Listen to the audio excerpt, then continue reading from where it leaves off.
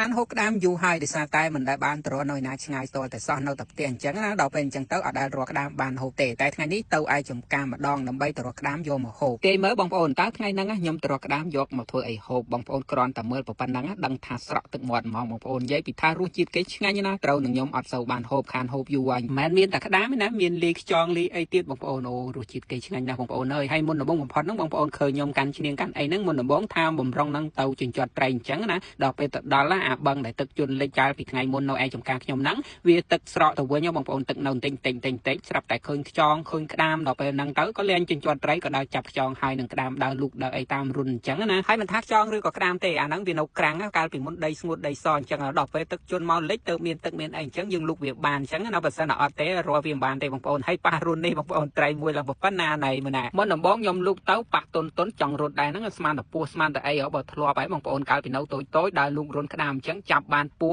ដល់ពេលអញ្ចឹងទៅនិយាយពីថាភ័យតែអត់មានពោះអីទេអាពោះច្រឡំកាយវាអត់ចេះខំចេះអីទេតែយើងចេះតែភ័យអញ្ចឹងណាហីច្រឡំថាពោះហ្នឹងវាអត់ចេះខំពោះហ្នឹងវាចេះខំគ្រាន់ថាវាអត់មានពឹសវាខំឈឺដូចជាសម្ោចខំឬមួយក៏ចាអាតិចអីអញ្ចឹងណាបងប្អូនហ្នឹងហើយបងប្អូនឥឡូវហ្នឹងយើងដើរលូកក្តាមខ្ញុំដើរលូកក្តាមហ្នឹងបានរៀងច្រើនដែរហើយតាមពិតរាវវាអត់បានច្រើនទេដោយសារតែវាចូលរុនអស់អញ្ចឹងណាដល់ពេលអញ្ចឹងទៅដើរលូករុនអាណារុនរាក់បានលូកបានអាណារុនជ្រៅពេកក៏លូកវាមិនបានដែរបន្ទាប់មកខ្ញុំយកមកត្រាំជាមួយនឹងអំបិលដើម្បីឲ្យវាងាប់ហើយណាមួយឲ្យវាស្អាតកំតិចកំទីជ្រះដីជ្រះអីអញ្ចឹងដើម្បីឲ្យងាយស្រួលក្នុងការលាងហើយបានតាំងពីខ្យងខ្ចៅត្រីហើយនឹងក្តាមផងដែរបន្ទាប់មកខ្ញុំយកស្រះលាងវាបែបនេះបងប្អូនតើយើងត្រាំទឹកអំបិលអញ្ចឹងដើម្បីឲ្យក្អែលវានឹងរៀងជ្រួលលាងអញ្ចឹងណាអញ្ចឹងហើយយើងដោះវាតែល្មមគឺជ្រះហើយតែលាង4 5ទឹកអីទៅបន្ទាប់មកខ្ញុំកាត់អាកញ្ចក់វានឹងចេញហើយមកបុកគ្រឿងរបស់យើងដើម្បីធ្វើដូចជាคลิกប្រាប់បងប្អូនថ្ងៃហ្នឹងខ្ញុំធ្វើអីហូបជាមួយនឹងក្តាមហ្នឹងហ្នឹងហើយគឺខ្ញុំធ្វើខ្នប់ក្តាមបងប្អូនហើយសម្រាប់គ្រឿងធ្វើខ្នប់នេះមានស្លឹកគ្រៃរមៀតរំដេងខ្ទឹមសខ្ទឹមក្រហមម្ទេសផ្លោកក្រៀមហើយបន្ទាប់មកដាក់សាច់ជ្រូកប៊ីចេងស្ករជាមួយនឹងរឹតឌីផងបុកចូលគ្នាឲ្យសព្វដើម្បីឲ្យជាតិវាចូលសព្វគ្នាអញ្ចឹងណាហើយជាមួយសាច់ជ្រូក3ជាន់ខ្ញុំហាន់ឲ្យល្អិតតូចបែបហ្នឹងបុកជាមួយគ្រឿងនឹងឲ្យសព្វអញ្ចឹងមកបន្ទាប់មកយកទៅប្រឡាក់ជាមួយនឹងក្តាមត្រី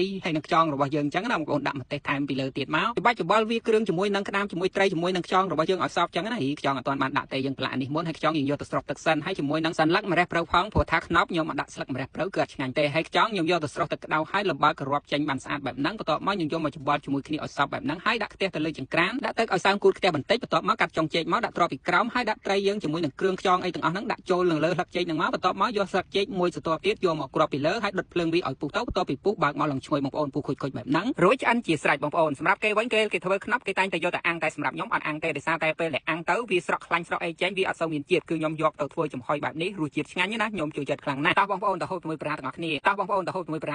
រួចឆ្អិនជាស្រេចបងប្អូនសម្រាប់គេវិញគេធ្វើខ្នប់គេតែងតែយកតែអាំងតែសម្រាប់ខ្ញុំអត់អាំងទេដោយសារតែពេលដែលអាំងទៅវាស្រក់ខ្លាញ់ស្រក់អីចេញវាអត់សូវមានជាតិគឺខ្ញុំយកទៅធ្វើចំហុយបែបនេះរសជាតិឆ្ងាញ់ណាខ្ញុំចូលចិត្តខ្លាំងណាស់